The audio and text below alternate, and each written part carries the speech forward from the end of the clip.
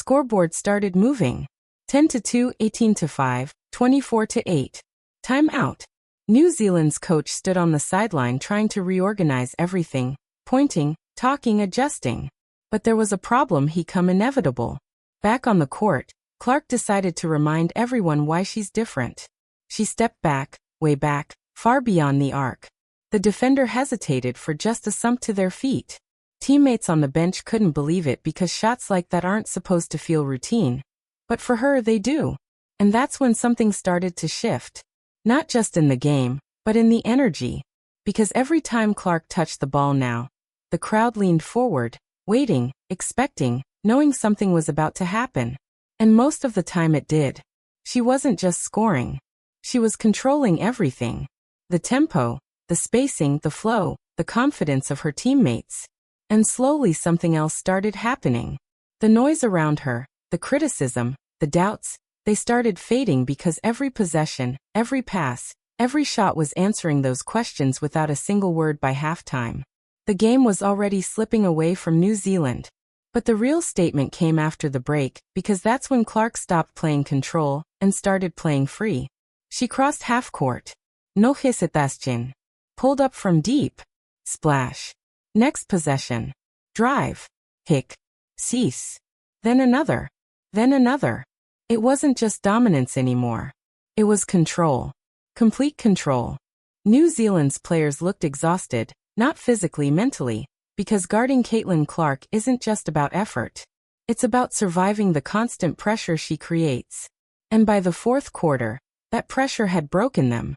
The scoreboard made that clear. But the real story was something else. The scoreboard kept moving in Team USA's favor. 10-2, 18-5, 24-8. New Zealand had no choice but to call a timeout. Their coach stood on the sideline, pointing, shouting instructions and trying to reorganize his team. But there was one problem no adjustment could fix. Caitlin Clark had already taken control of the game. When play resumed, she reminded everyone why she's different. She crossed half court, took one confident dribble, and pulled up from several feet beyond the three-point line. Her defender hesitated for just a split second, and that was all Clark needed. The shot flew through the air and dropped cleanly through the net. The arena erupted as fans jumped to their feet, while her teammates on the bench could only shake their heads in amazement. Shots from that distance aren't supposed to look routine, but Clark made them seem effortless. From that moment on, every time she touched the ball, the crowd leaned forward in anticipation, expecting something special, and more often than not, she delivered. She wasn't just scoring. She was controlling the pace, creating space, and making every possession work in Team USA's favor. With every assist, every deep three, and every smart decision, the criticism that had surrounded her before the game began to disappear without her saying a single word. She never responded to the headlines, never argued with her critics, and never tried to prove herself through interviews. Instead, she let her performance speak louder than any statement ever could. Every shot, every assist, and every smart decision on the court became her answer. By the end of the night, the conversation had completely changed.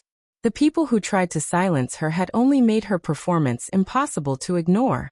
And one thing became crystal clear after this game. You can question greatness for only so long before greatness answers for itself.